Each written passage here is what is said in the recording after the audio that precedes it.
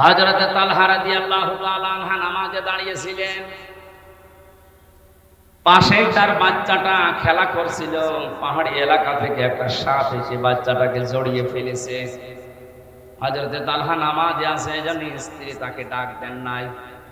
আশপাশের মানুষগুলো ডাক দিয়ে সাপটাকে মেরে বাচ্চাটাকে বিপদমুক্ত করে দাঁড়িয়ে আছে। নামাজ শেষ হয়ে গেল। জিজ্ঞাসা করলেন স্ত্রী, এত মানুষ বাড়ির ভেতরে কি করে? স্ত্রী বলে, সুবহানাল্লাহ, আল্লাহু আকবার। আর যখন নামাজে ছিলেন ওই সময় পাহাড়ি এলাকা থেকে একটা সাপ এসে বাচ্চাটাকে জড়িয়ে ফেলেছিল। আপনি নামাজে আছেন, এই জন্য আমি কিছু বলি না। আশপাশের মানুষজন ডাক দিয়ে সাপটাকে আমরা মেরে ফেলেছি, বাচ্চাটাকে এখন বিপদ মুক্ত করে আমরা বসে আছি। ও স্বামী, এতগুলো কাজ সব তো আপনার সামনেই ঘটছিল, একটা বারের জন্য নজর আপনার ওইদিকে যায় নাই। হযরতে তালহা বলেন, স্ত্রী, আমি যখন নামাজে ছিলাম আমার মালিকের সাথে আমার কথা হচ্ছিল। আমি যখন বলছিলাম আলহামদুলিল্লাহি রাব্বিল আলামিন, আমার যে মনে হচ্ছে আমার আল্লাহ মনে হয় এই কথার জবাব আমার কানের মধ্যে শুনিয়ে দিচ্ছে।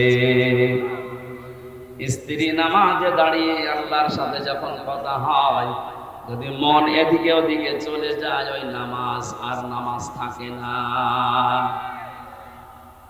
কি বুঝে পড়ছিলেন নামাজে বলেন আপনি? আমাদের তো এরকমই পড়া হয় না। এখানে হক আদায় করে পড়ার ৩ নাম্বার অর্থ হচ্ছে আপনি যে জ্ঞান ওখান থেকে পাবেন ওই প্রাপ্ত জ্ঞানের উপরে প্র্যাকটিক্যাল লাইফে আপনি মিলাবেন, সেট করবেন। আপনি যতটুকু জানবেন অতটুকুই বাস্তব জীবনে আপনাকে সেট করা লাগবে। আর পড়তেছেন বসে বসে, আর আয়াতাল্লাযী ইউকাযযিবু বিদ্দীন ফাযালিকাল্লাযী ইয়াদউল ইয়াতীম ওয়ালা ইয়াহুদ্দু আলা তুআমিল মিসকিন। হঠাৎ একজন ফকির, একজন ভিক্ষুক এতিম এসে আপনার কাছে সাহায্য চেয়েছে। আপনি তেলাওয়াত করছিলেন, আপনার উচিত ছিল এই তেলাওয়াত কিন্তু আয়াতের যে অর্থ, যে ব্যাখ্যা, যে শিক্ষা, এটা আপনাকে এই মুহূর্তে কাজে লাগানো। আল্লাহ পাক এখানে জানাতে চাইলেন, হে নবী, আপনি কি ওই সমস্ত মানুষদেরকে দেখেছেন কিয়ামত হবে এটা বিশ্বাস করে না এরকম মানুষ? নবীজি বললেন, ওই আমার সামনে যারা আছে এরা তো মনে হয় সবই কিয়ামতে বিশ্বাসী। আল্লাহ পাক এখানে কয়েকটা গুণ দিলেন, বললেন না যে মানুষগুলো ইয়েতিমের গলায় ধাক্কা দেয়, মিসকিনদেরকে খাবার দেয় না, খাবারের ব্যবস্থা করে না, উৎসাহ দেয় না মানুষকে, এরা আর যাই করুক আমি আল্লাহ বলছে এগুলো কিয়ামত বিশ্বাস করে না। তাহলে আপনার এই আয়াতের আমল ছিল কি? আপনি যখন পড়ছিলেন, একটা ভিক্ষুক, একটা এতিম অসহায় যখন এসেছে, আপনার সাধ্য অনুযায়ী তাকে কিছু না কিছু দেওয়া, এই আয়াতটা আপনাকে তাই বলছিল। কথা বলেন না কেন? এখানে সাহাবায়ে কেরামের জীবন পড়লে আমরা দেখি ওনারা কোরআনে কারীম সূরা নাস আর ফালাকের 11টা আয়াত পড়তে তাদের 11 দিন 15 দিন সময় লাগতো। আর আমরা এমন মুসলমান, এই সূরা আমারে পড়তে দেন, আমি 1.5 মিনিটে শেষ করে ফেলব। তার মানে বোঝা যাচ্ছে হযরত ওমর কোরআনে কারীম আমার মতো পড়তে পারতো না। হ্যাঁ, সূরা নাস ফালাক ওনার 11 দিন লেগেছে, আর আমার 1.5 মিনিট লাগে। তার সাথে আমার চাইতে ওনার পড়াশোনা কম ছিল। মানে যখনই পড়তেন বলে আউযু বিরাব্বিন নাস, আগে দেখতেন আমার আল্লাহ আয়াতে আমাকে কি জানিয়েছে, আগে দেখি। প্র্যাকটিক্যাল লাইফে দেখতেন যে কই আমি তো মিলাতে পারলাম না। কুল আউযু বিরাব্বিন নাস, হে নবী আপনি বলুন আমি সাহায্য চাই মানুষের রবের কাছে। কার কাছে? মানুষের রবের কাছে আমি সাহায্য চাই। এখন রব কি? কোরআনে আল্লাহ রব শব্দের অর্থ দিয়েছেন 19টা, সামারাইজ করে আমরা 5টা বেশি প্রচলন করেছি। সারা পৃথিবীতে 5টা বেশি চলে। রবের প্রধান অর্থই হচ্ছে রব মানে আইনদাতা, রব মানে রিজিক দাতা, রব মানে অভিভাবক, রব মানে উকিল।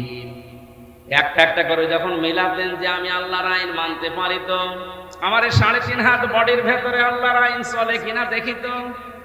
মাথা থেকে শুরু করে পা পর্যন্ত আগে মিলিয়ে দেখতেন, কই রবের আইন তো আমার 3.5 হাত বডির ভেতরে চলে না।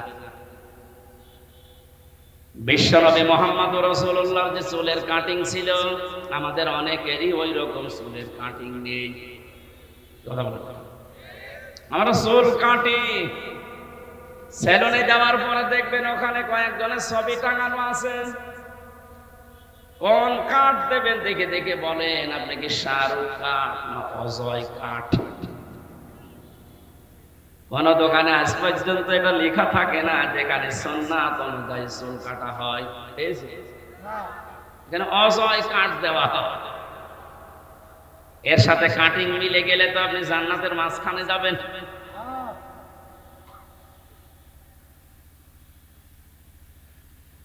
মাথার পরে আপনি নিচে নামেন একটা একটা করে। মসের দিকে তাকালে আপনার মস রসুলের মতো হচ্ছে না, দাড়ির দিকে তাকালে আপনার দাড়ি রসুলের মতো হয় না। অশিক্ষিত মানুষদের কথা বাদ দিলাম, শিক্ষিত মানুষ যারা লেখাপড়া করেন, আপনি কি এটা পড়েননি যে বারবার এই ত্বকে যদি কেউ খোর লাগায়, বেরেট লাগায়, তাহলে এই ত্বক নষ্ট হয়ে যায়। 2 নম্বরে আপনার যৌন শক্তি আল্লাহ নষ্ট করে দেয়। আপনি কিছু মনে করুন না, অনেক কিছু শিক্ষিত মানুষের মেয়েটা কেটে ফেলেন কেন? অন্তত বড় করে না রাখেন, হালকা রাখেন। এটা বারবার চাষলে যে ত্বকের ক্ষতি হয় আপনি তো জানি, পড়েছেন, আমি জানি আপনি পড়েছেন।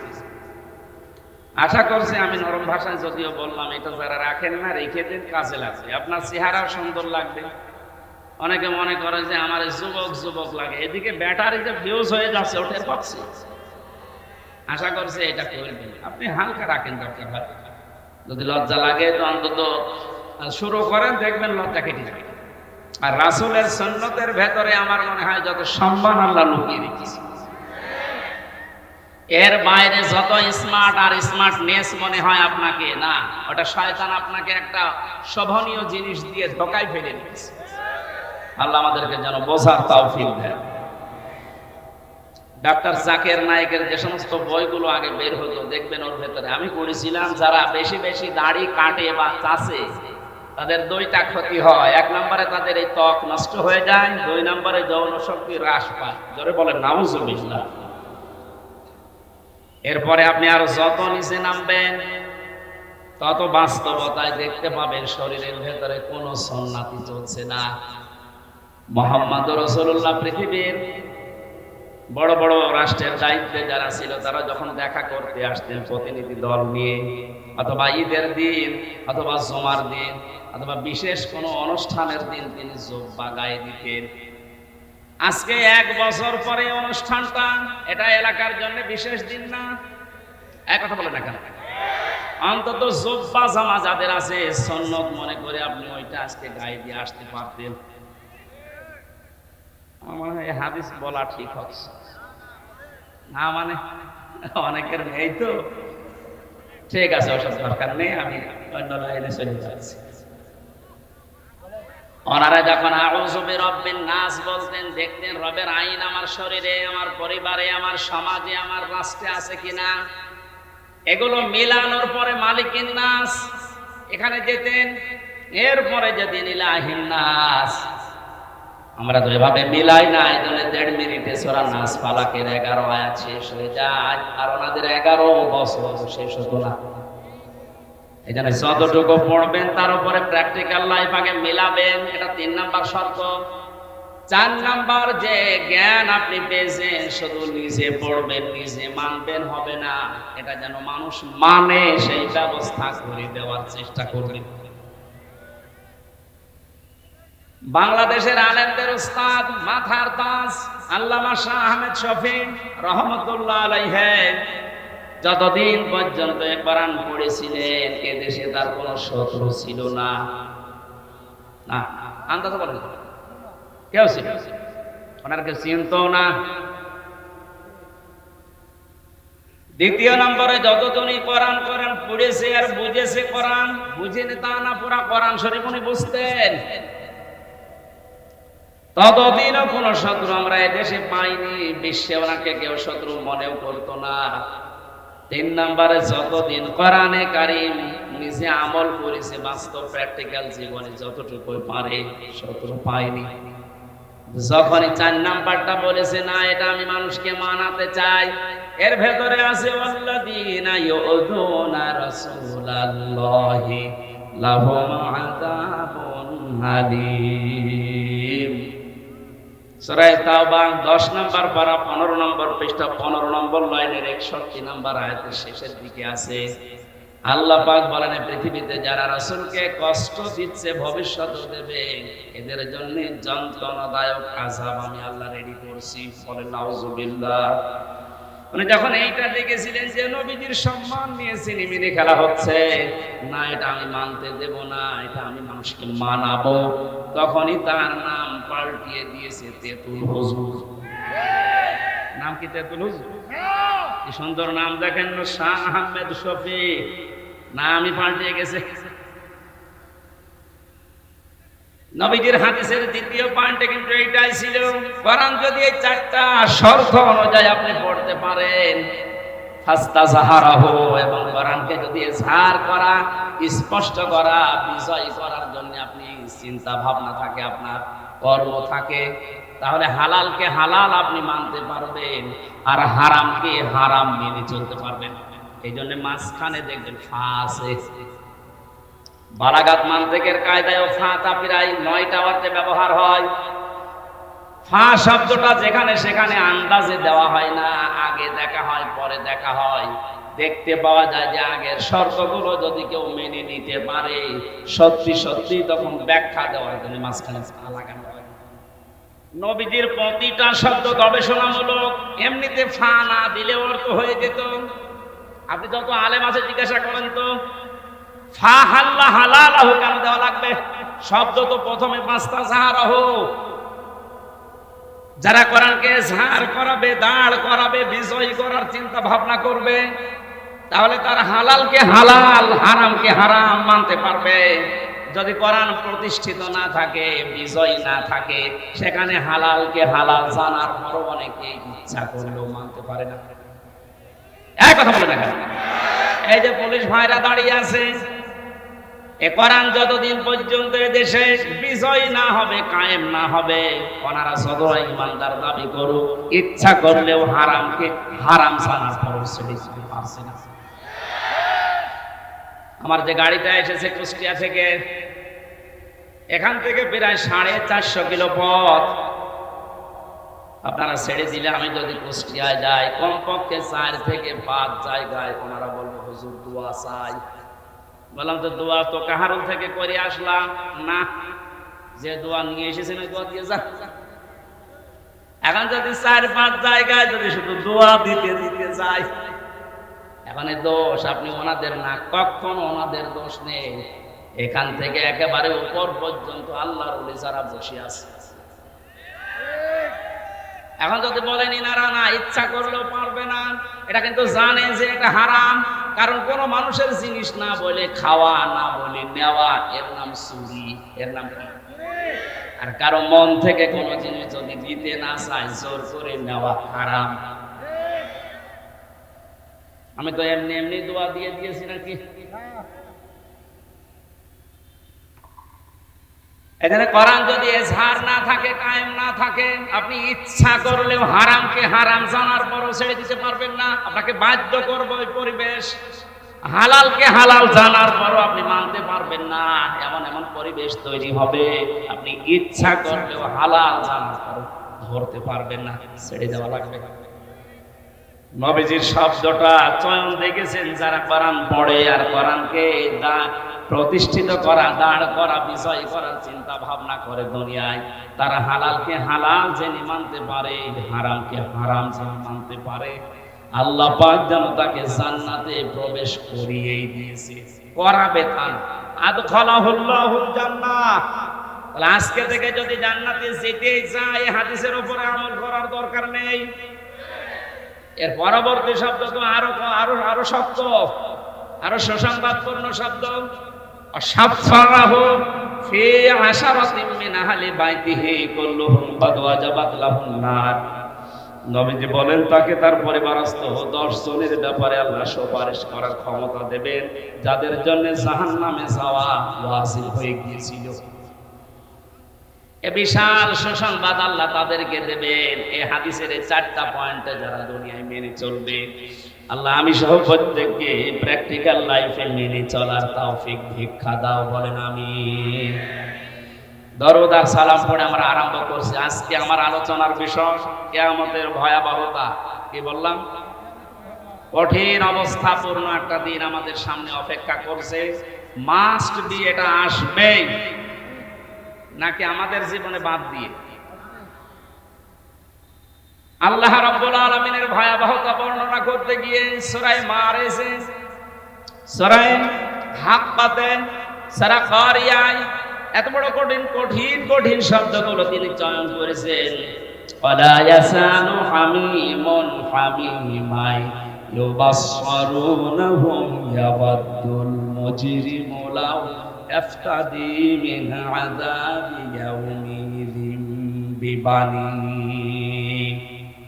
সেদিন বন্ধু বন্ধুর খোঁজ নেবে না, যদিও তাদেরকে সম্মুখে হাজির করা হবে। ইউবাসসিরুনহুম, এদের আমার বন্ধু বিশ্ববিদ্যালয়ে থাকাকালীন আমরা এক জায়গায় ছিলাম, আপনাদের দিনাজপুর শহরে বাড়ি। কোথায়? আমার বাড়ি কুষ্টিয়া। 5টা বছর ভার্সিটিতে একসাথে থাকার কারণে একটা মহাব্বত, ভালোবাসা তৈরি হয়েছিল। আমি জেলে ছিলাম 3 বছরের আগে, 1-1.5 বছর ওর সাথে আমার দেখা নেই। 5 বছর পরে গতকাল রাতে দেখা। এই সময়ে আমার যতটুকু মনে হচ্ছে 5 বছর পরে সঙ্গে সঙ্গে আমার বাড়ি নিয়ে গেছে। সারা রাত বাড়িতে ছিলাম। যদি বলতাম ভাই আজকে সময় নেই, অন্যদিন আসবো, আমার ছেড়ে দিত। এক কথা বলছি না। আল্লাহ রাব্বুল আলামিন প্রথমে বন্ধুর এই শব্দটাই লাগিয়েছেন, ওয়ালা ইয়াসআলু হামিমুন হামিমা। মানুষ বন্ধুর সাথে 10, 15, 20 বছর পরে দেখা হলে একটা আলাদা আবেগ কাজ করে। আল্লাহ ওই আবেগের জায়গাটায় আঘাত দিয়েছেন যে তোর ওই বন্ধুকে সম্মুখে হাজির করা হবে, কিন্তু সে তোকে চিনবে না। ইয়াবাদুল মুজরিমু লাউ ইফতাদি মিন আযাবি ইয়াউমিযিন বিবানি। কিয়ামতের ওই কঠার জন্য এ মাহফুজ পর্যন্ত আমি হামজাকে আল্লাহর কাছে মুক্তিপণ বলতে দিয়ে দিলাম। আল্লাহ হামজাকে নিয়ে নাও মুক্তিপণ হিসাবে, তুমি আমাকে বাঁচাও। শুধু হামজা না, সাহিবাতিহি ওয়া আখি, ওর বউকে দিতে চাইবে, ওর ভাইকে দিতে চাইবে, বলবে বউ ভাই সব দিয়ে দিলাম। অফাসিলাতিহি আল্লাতী তুবি, জ্ঞাতি গোষ্ঠী যারা তাকে আশ্রয় দিয়েছে রাজনৈতিক ভাবে, সামাজিক ভাবে, পারিবারিক ভাবে, তাদেরকেও বলবে আল্লাহ দিয়ে দিলাম। শেষ আয়াত আরো কঠিন, অমান ফিল আরদি জামিআন সুম্মা ইউনজি। আল্লাহ পাক বলেন দুনিয়াতে যত কিছুর মালিক ছিল নামে বেনামে সব আমি আল্লাহকে বলবে আল্লাহ দিয়ে দিলাম, আমাকে বাঁচাও। সুম্মা ইউনজি, এরপর আমি নাজাত চাই। আল্লাহর পরের শব্দটা এত ভয়ঙ্কর শব্দ লাগিয়েছেন, কাল্লা, কখনোই হবে না, কখনো না। এই যে যতগুলো মানুষকে দিতে চাইলো মুক্তিপণ হিসাবে, আমি হামজা সহ, বউ সহ, ভাই সহ, জ্ঞাতি গোষ্ঠী, সন্তানাদি, দুনিয়ার সব সম্পদ সহ, আল্লাহ জবাব দিচ্ছেন কাল্লা না, ইন্নাহা লাযা, তোকে আমি লাযা নামক জাহান্নামের যে দরজা আছে ওইটা দিয়ে প্রবেশ করাবো। বলেন নাউযুবিল্লাহ। জাহান্নামের যে বিশাল কঠিন কঠিন দরজা আছে তার ভেতরে লাযা একটা, খুব ভয়ঙ্কর দরজা এটা। আয়াতের পরবর্তীতে আল্লাহ 2টা চরিত্রের কথা জানিয়েছেন যাদের ভেতরে দুনিয়াতে এই 2টা গুণ থাকবে, তাদেরকে লাযা নামক দরজা দিয়ে আল্লাহ নিজে জাহান্নামে প্রবেশ করাবে।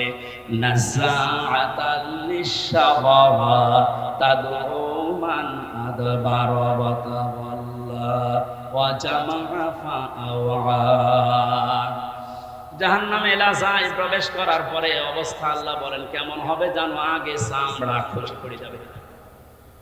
দিনাজপুরের মুসলমানেরা, অন্য জাতির মানুষেরা কোন একটা ঘর আল্লাহ বানিয়েছে যে ঘরে প্রবেশ করলে চামড়া খসে যায়? সাধারণ ঘর। বলেন, আমি 3 বছর আগে যেখানে রিমান্ডে ছিলাম 10 দিন, ওনাদের যে সিস্টেম গুলো, যে যে অপরাধ করে তাকে ওই রকম জায়গায় নিয়ে শাস্তি দিয়ে কথা বের করে। পাশে যাকে নিয়ে গেল, আমি বললাম ভাই আপনার সাথে কি করেছে? বলে আমার এমন জায়গায় নিয়ে গিয়েছিল যে এই সমস্ত নখ গুলো তুলে ফেলেছে।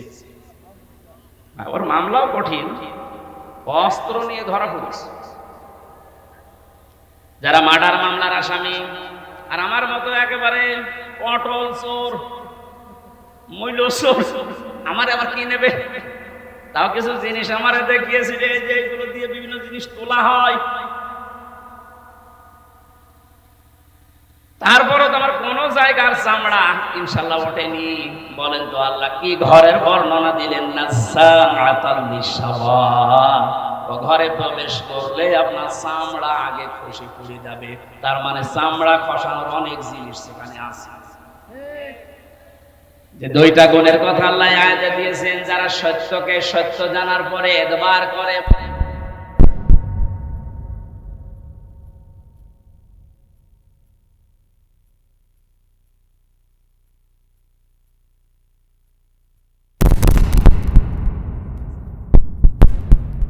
সত্যকে সত্য জানার পরে কোন মানুষ যদি এতবার করে মুখ ফিরিয়ে চলে যায়, অহংকার করে, আর দুনিয়াতে সম্পদ আদি জমা করে রাখে আর বারবার সংরক্ষণ করার চেষ্টা চালায়, এই দুইটা গুণ চরিত্র যাদের ভেতরে আছে, আমার আল্লাহ তাদেরকে লাজা দিয়ে প্রবেশ করাবে। বলেন নাউজুবিল্লাহ। এর আগে যে ময়দানে মাহশারের যে বিশাল বর্ণনার কথা আছে, সন্তান পেট ফেটে বের হয়ে যাবে, শিশু বাচ্চার কথা, দুধের কথাও মনে থাকবে না, মানুষের মাদের মতো ঘোরাফেরা করবে। এই কঠিন কঠিন বর্ণনা দিতে গিয়ে আমার আল্লাহ বলেন কিয়ামতে এই বাস্তবতায় আমি বিচার ব্যবস্থাকে তিনটা শ্রেণীতে ভাগ করব। আল্লাহর বিচার ব্যবস্থা তিন শ্রেণীতে। কয় প্রকার? বলেন বলেন। সূরা বাকারার 281 নম্বর আয়াত আমরা পড়েছি। আয়াতের ভেতরে আল্লাহ ওইটা জানাচ্ছেন, ওয়াত্তাকু ইয়াওমান তুরজাউনা ফীহি ইলাল্লাহ। তোমরা ভয় করো, শুধু হামজা একা না, ওয়াত্তাকু বহু বচন, এটা সবাই মিলে ভয় করো। ইয়াওমান ওই দিনকে, যে দিনের বর্ণনা এতক্ষণে 4-5 মিনিট দিলাম। এত বড় কঠিন ভয়াবহ অবস্থা আল্লাহ ওই দিনে বানাবেন। আমরা যেভাবে গণনা করি 1 2 3 4 5 6 50 আলফা সানা মিম্মা তাউদ্দুন, আল্লাহ বলেন কিয়ামতের একটা দিন হবে দুনিয়ার হিসাবে 50,000 বছরের মতো লম্বা। এই বিশাল দিনে মানুষ দাঁড়িয়ে থাকবে, সূর্যটা আসবে মাথার আধা হাত উপরে, তামা হয়ে যাবে মাটি, টকবক করে ফুটতে থাকবে মগজ, নাক কান দিয়ে বয়ে বয়ে পড়বে। পুরা ময়দানে একটাই মাত্র আওয়াজ থাকবে, পানি চাই। কি চাই? 42 ডিগ্রি 43 ডিগ্রি চলছে, এই কারণে প্রতিদিন 4-5 কেজি করে অনেকে পানি খাচ্ছে। তারপরও এটা কত দূরে সূর্যটা, তখন আসবে মাত্র আধা হাত বা 1 বিঘত উপরে। এ কঠিন অবস্থাতে মানুষ একটাই আওয়াজ দিতে থাকবে সারা ময়দানে, পানি চাই, পানি চাই, পানি চাই। আল্লাহ পাক বলেন ভয় করো ওই দিনটাকে, তুরজাউনা ফীহি ইলাল্লাহ, যেদিন সবাইকে আমি আল্লাহর কাছে ফিরে যাওয়া লাগবে। সুম্মা তুওয়াফফা কুল্লু নাফসিন মা কাসাবাত ওয়া হুম লা ইউজলামুন, প্রত্যেককে তার উজরত পারিশ্রমিক পরিপূর্ণ করে দেওয়া হবে, কারো উপরে আমি আল্লাহ জুলুম করব না। বলেন সুবহানাল্লাহ। এবার আমরা আয়াতের তাফসীরে প্রবেশ করছি। আপনারা আছেন তো নাকি সাপের কাহিনী শুরু করব? আপনি তাফসীর কোরআন মাহফিল লিখে দিয়েছেন, এই জন্য আমরা এইদিকে আগাচ্ছি। ঘড়িটা খুলে এখানে রাখি, আজান দিয়ে দিয়ালে এবার বলেন।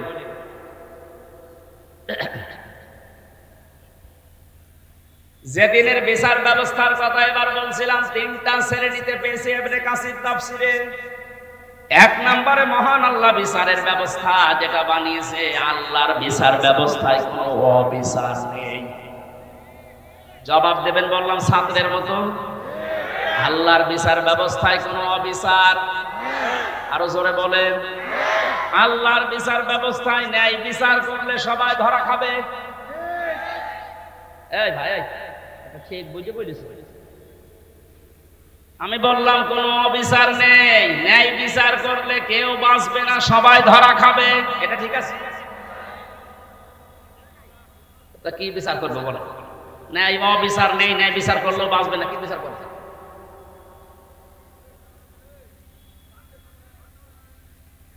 আল্লামা ইমাদউদ্দিন রাহমাতুল্লাহ আলাইহি তাফসীর করতে গিয়ে আয়াতের ইয়াউমান এই শব্দের ব্যাখ্যায় ভয়াবহতা আগে উনি উল্লেখ করেছেন।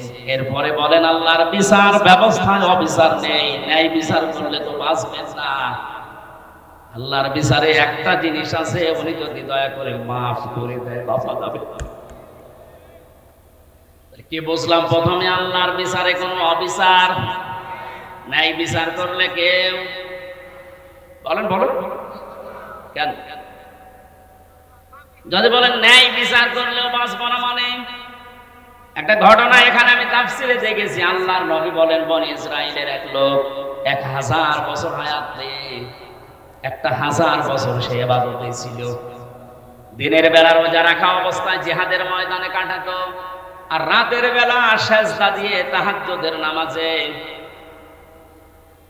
একদিন মনে মনে ভাবতেছে আমার যে ইবাদত আমি জান্নাত পেয়ে যাব, আল্লাহর দয়া লাগবে না। আল্লাহ রাব্বুল আলামিন তাকে ঘুমের ভেতর একটা স্বপ্ন দেখিয়েছে। ঘুমের ভেতর এসে দেখছে কিয়ামত কায়েম হয়ে গেছে। মহান আল্লাহ তাকে বিচার করার জন্য ডাক দিয়ে বলছে, বান্দা যা, জান্নাতে চলে যা।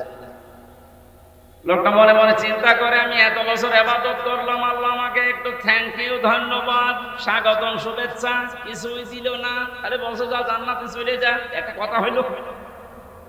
আমি যা করেছি আমার এটা নিয়েই তো আমি জান্নাত পেতে পারি। আল্লাহ তার মনের অবস্থা বুঝতে পেরে ডাক দিয়ে বলে, বান্দা ফেরেশতারা একে নিয়ে জাহান্নামে যে জায়গায় গরম ওঠে ওই জায়গা দিয়ে একটু ঘুরিয়ে নিয়ে আয়। ওখান থেকে ঘোরাচ্ছিল, হঠাৎ করে দেখে পানির পিপাসায় তার কলিজা ফেটে যায়। বলে, ফেরেশতারা আমার একটু পানির ব্যবস্থা করে দাও। ফেরেশতারা বলছে, এখানে ফ্রি পানি পাওয়া যাবে না, পানি পেতে হলে তোমার ইবাদতের কিছু আমাদের দেওয়া লাগবে। যা করেছে এতদিন অর্ধেক দাও। জীবন বাঁচে না, ইবাদত করবো কি, দিয়ে দিলাম অর্ধেক। পানি খাওয়ার পরে দেখবেন মানুষের প্রসাবের চাপ দেয়, পানি খেয়েই বলছে আমি প্রসাব করব। যেখানে প্রসাব যেখানে সেখানে করা যাবে না, ব্যবস্থা আমরা করে দিতে পারি, বাকি যা আছে ইবাদত ওইটাও দিয়ে দেওয়া লাগবে। বলে আমার এদিকে সহ্যের বাইরে চলে যায়, করব কি, ওটা যা দিয়ে দিলাম। আমার আল্লাহ এবার ডাক দিয়ে বলে, বান্দা এক গ্লাস পানি ভেতরে ঢোকাইলে আর এক গ্লাস বের করে ফেলে দিলে, এতটুকুর কারণে 1000 বছরের যা ছিল পুঁজি সব দিয়ে দিয়েছো। 1000 বছরে কত গ্লাস পানি পান করেছো বলো? প্রতিটি গ্লাসে 1000 বছরের ইবাদত না দিয়ে তুমি আমার জান্নাতে আর দেব না। দিনাজপুরবাসী আমরা কেউ বাঁচবো না আল্লাহ নাই বিচার করলে। একটা মাত্র পথ আছে, আল্লাহ পাক যদি বলে যা আমি তোরে মাফ করে দিলাম। এই জন্য কাবা শরীফ যারা তাওয়াফ করে, আমি কয়েকদিন আগে এসেছি, 6ষ্ঠ চক্করে মানুষ একটা দোয়া আল্লাহকে শোনায়, আল্লাহুম্মা ইন্না আলাইয়া হুকুকান ফীমা বাইনি ওয়া বাইনিকা। কাবা সামনে নিয়ে বলছে, রব্বুল আলামিন তুমি আমার মালিক, আমি তোমার গোলাম। তুমি মালিক হিসাবে আমাকে যা দেওয়ার দুনিয়ায় সব দিয়েছো, আমাকে নেই থেকে তুমি হামজা বানিয়েছো। আমি তো উল্লেখ করার মতো 33 বছর আগে কিছুই ছিলাম না। 33 বছর আগে আমার মায়ের বিয়ে হয়েছে, 34 বছর আগে। 33 বছর আগে বলেন তো হামজা নামে দুনিয়ায় আমার কোনো অস্তিত্ব ছিল? বলেন বলেন। বাবা মায়ের বিছানায় ছিল, এই জন্য ওখান থেকে আমার আল্লাহ 4 4 8টা জিনিস বানিয়েছিল। বিজ্ঞান আজ প্রমাণ করছে, ফালে ইয়ানজুরিল ইনসানু মিম্মা খুলিকা মিম্মা দাফিকিন ইয়াখরুজু মিন বাইনিস সলবি ওয়াত তারাইব। আল্লাহ পাক বলেন, নজর করেন না মানুষকে, তার জন্মের দিকে কি জিনিস দিয়ে আমি আল্লাহ তারে বানালাম। বাবার স্ফলিঙ্গ দিয়ে দ্রুত গতিতে যে পানিটা বের হয়ে চলে আসে, এখান থেকে 40,000 মানুষ তৈরি হওয়ার ক্ষমতা ওই বীর্যের ভিতরে থাকে। এগুলো যেতে থাকে মায়ের রেহেমের ভেতরে, জরায়ুর গালের সাথে ধাক্কা লেগে হয়তো অনেকে পড়ে যায়, শেষ পর্যন্ত যেতে পারে না। আমি আল্লাহ দয়া করে তোকে ওখানে পাশ করিয়ে হামসা বানানোর জন্য পৌঁছিয়ে দিয়েছি। ওখানে যাবার পরে মায়ের যে না পাক পানিটার থলি ছিল, ওইটা দিয়ে বাবার এইটা দিয়ে আল্লাহ 8টা জিনিস বানান: চুল, রগ, হাড় আর পর্দা, রক্ত, গোশত, চর্বি আর চামড়া। বিজ্ঞান এখন কম্পিউটারে দেখতে পাচ্ছে 8টা জিনিস হলে মানুষ হয় না, মানুষ পরিপূর্ণ রূপ দিতে হলে 13টা জিনিস লাগে। কয়টা? আল্লাহ যে রব নাম নিয়েছেন, কুল আউযু বিরাব্বিন নাস পড়েছিলেন, হযরত ওমরের পড়তে দেরি হতো এই কারণে যে আমি মানুষের রবের কাছে আশ্রয় চাই। রব মানে প্রতিপালক, লালন পালনকারী। চাওয়ার আগে যে জিনিস দিতে পারে আরবিতে তার নাম রব। তার নাম কি? আমার আল্লাহ আমাকে চাওয়ার আগে মায়ের পেটের ভেতরে 5টা জিনিস দিয়েছিলেন: শ্রবণ শক্তি, দর্শন শক্তি, বাক শক্তি, আকেল শক্তি আর ঘ্রাণ শক্তি। সার সহ যারাই বসে আছে একটু হেফাজত করে বলেন তো নিজে, হ্যাঁ একটু চিন্তা করে যদি আল্লাহ একটাও কম দিত, আপনি পরিপূর্ণ মাস্টার হয়ে আসতে পারতেন। আল্লাহ যদি আপনাকে দর্শন শক্তি না দিত, সূরা নাহলের 14 নম্বর পারা, 14 নম্বর পৃষ্ঠা, 14 নম্বর লাইনের 78 নম্বর লাইন আয়াতে আছে, এটা মাঝের অংশে, ওয়াজাআলা লাকুমুস সামআ ওয়াল আবসারা ওয়াল আফইদা ইলা আখিরি আয়াত। আল্লাহ তাআলা বলেন শ্রবণ শক্তি, দর্শন শক্তি, বাক শক্তি, আকেল শক্তি, ঘ্রাণ শক্তি, 5টা জিনিস আমি নিজে তোরে দিয়েছি। একটা বারের জন্য তোর চিন্তা আসে না যদি আমি তোরে একটা না দিতাম? তুই দুনিয়ায় আসতে কিন্তু অপূর্ণাঙ্গ হয়ে, মানুষ তোরে কানা বলতো। যদি এই দর্শন শক্তি, শ্রবণ শক্তি না থাকতো, আপনাকে মানুষ কালা বলে ডাকতো। যদি বাক শক্তি আল্লাহ না দিত, আপনি বোবা হয়ে আসতেন, মানুষ বোবা বলতো। এরকম বোবা আসে না দুনিয়ায়? এই জন্য কাবার সামনে নিয়ে বলা লাগছে, আল্লাহ আমি তো নেই থেকে পর্যন্ত এসেছি, তুমি আমাকে যা দেওয়ার সব দিয়েছো, কিন্তু তুমি তো আমার মালিক, আমি তোমার সার্ভেন্ট, ভৃত্য, গোলাম, দাস, বান্দা যাই বলেন, আমি তো তোমাকে কিছুই দিতে পারলাম না। আজ তোমার ঘরে এসেছি সে বাংলাদেশ থেকে, কাবার সামনে নিয়ে বলছি, মালিক আমার একটা পুঁজি আছে, তুমি আমারে মাফ করে দাও। সর্বশেষ এটাই বলা। কিয়ামতে আল্লাহর বিচার ব্যবস্থায় কিন্তু আল্লাহ শেষ পর্যন্ত এইটাই আমাদের কাছে, যিনি অবিচার তো করবেন না, ন্যায় বিচার করলে প্রত্যেকে আমরা ধরা খাবো। বাঁচার একটা মাত্র পথ আছে, আল্লাহ তুমি আমাকে মাফ করে দাও। এই জন্য বিশ্বনবী প্রতিদিন আল্লাহর কাছে মাফ চাইতেন কমপক্ষে 100 বার। কতবার? এখন দিনের 5টা বাজে, আমি হামজা সহ কত মানুষ এখানে আল্লাহর ওলি বসে আছি, 100 বার না, আল্লাহর কাছে সারা দিনের ভেতরে 10 বার মাফ চাইনি। কথা বলেন এখন। আজকে থেকে আমলটা আমি সব থেকে আরম্ভ করবেন, সময় পেলেই বলবেন আল্লাহুম্মা গফিরলি অথবা আস্তাগফিরুল্লাহ, আস্তাগফিরুল্লাহ। পৃথিবীতে সবচাইতে বেশি খুশি হয় আল্লাহ এই শব্দটা শুনলে। মানুষ যখন বলে আস্তাগফিরুল্লাহ, আস্তাগফিরুল্লাহ, আল্লাহ আমি ক্ষমা চাই, আমি ক্ষমা চাই, ফেরেশতাদেরকে দিয়ে আল্লাহ বলে হামজার দিকে তাকা, নিষেধ করেছিলি বানাতে, অথবা না দেখে দেখ আমার কাছে এমনিতে ক্ষমা চাইতে আছে। এই আমলটা আমি সব প্রত্যেকে যেন আমাদের প্র্যাকটিক্যাল লাইফে করতে পারি, বলেন আমিন।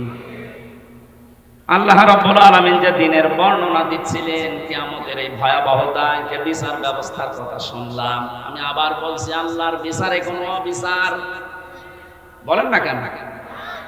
ন্যায় বিচার করলে কেউ বাঁচবে? বাঁচার একটা পথ আছে, আল্লাহর ক্ষমা, আল্লাহর বলেন বলেন তাফসিরে কাবীরের ভেতরে বেশি আল্লাহ রাব্বুল আলামিন বিচার ব্যবস্থা যখন শুরু করবেন, তার এই সিস্টেমে প্রতিটি মানুষকে আল্লাহ 3টা পর্যায়ে ডাকবেন। প্রথম নাম্বারে মানুষকে আল্লাহ ডাকবেন স্রেফ একা একা। কয়জন করবে? যারাই বসে আছে প্রত্যেকে আয়াতের সাথে আজকে থেকে জীবন মিলাবেন। অনেক ভ্রান্ত ধারণায় রংপুর বিভাগে আছে। অনেকেই মনে করে কিয়ামতের দিন আমার পীর সাহেবের সাথে মিছিল দিতে দিতে উঠবো। এটা চট্টগ্রাম আর বরিশাল আর সিলেট এই সমস্ত বিভাগের মানুষগুলোর ভেতরে বদ্ধমূল বেশি এই বিশ্বাস। ওরা অভাবে মানুষকে বোঝায় যে কিয়ামতে এক একটা মানুষ অনেক পীর সাহেব উঠবে লক্ষ লক্ষ মুরিদ নিয়ে, তখন আমিও তার পেছনে স্লোগান দিতে দিতে যাব, আমার চিন্তা নেই।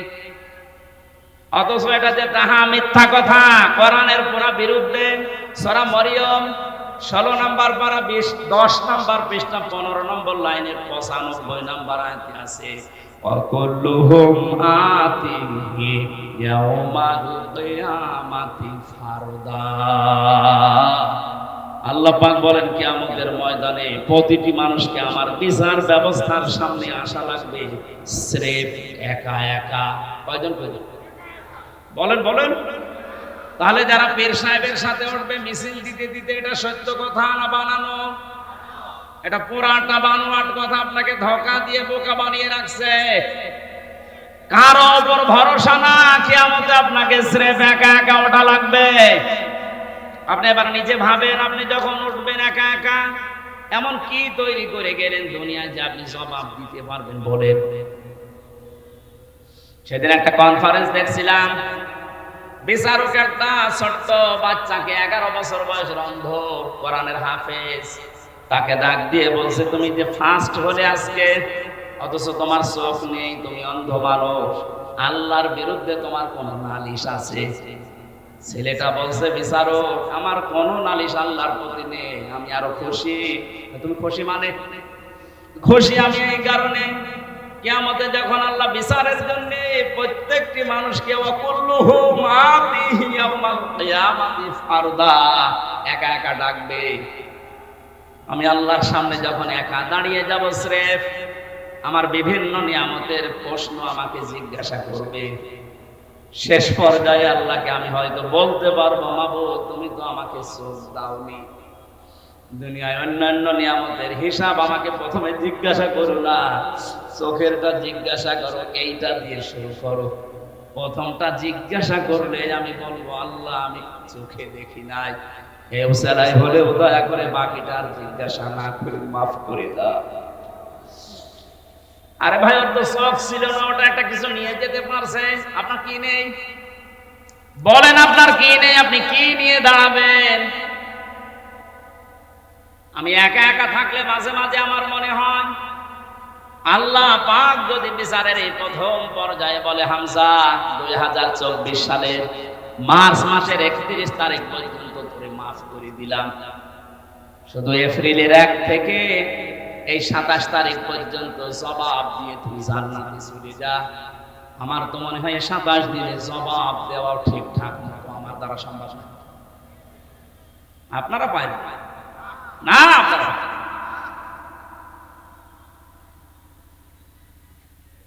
আমি হাসির খোরাকে দেয়নি, চিন্তার খোরাকে দিয়েছে। বড় কঠিন অবস্থা। আল্লাহ এমনি ভয় করতে বলে না এই দিনকে। দ্বিতীয় অবস্থায় আল্লাহ এবার আর একা ডাকবে না কোনো মানুষকে। ইয়াউমা নাদউ কুল্লা উনাসিন বিইমামিহিম। সূরা বানী ইসরাঈল 15 নম্বর পারা 8 নম্বর পৃষ্ঠা 3 নম্বর লাইনের 71 নম্বর আয়াত। এটা তাফসীরে ফি জিলালিল কোরআনে পাবেন। সাইয়্যিদ কুতুব রাহমাতুল্লাহ আলাইহি লিখেছেন, কিয়ামতে এবার আল্লাহ প্রতিটি মানুষকে ডাকবে তার নেতার সাথে। কার সাথে? দিনাজপুরের মানুষেরা কোন ধান্দায় আছেন আমি জানি না, কিয়ামতে কিন্তু আপনাকে আল্লাহ নেতা সহ ডাকবে। দ্বিতীয় নম্বরে আপনার বিবেকে কি বলে? যে নেতার পেছনে আছেন, ওকে যদি আগে ডাকে এরপরে আপনাকে ডাকবে, আপনার মনে কি বলে? ওই লোকটাকে ডাকলে ওর যা সিরাত, ওর যা কর্মজীবন বাস্তব অবস্থা, ওরে আল্লাহ মাফ করবে আপনার মনে হয়? বলছেন না, এখনই ধরা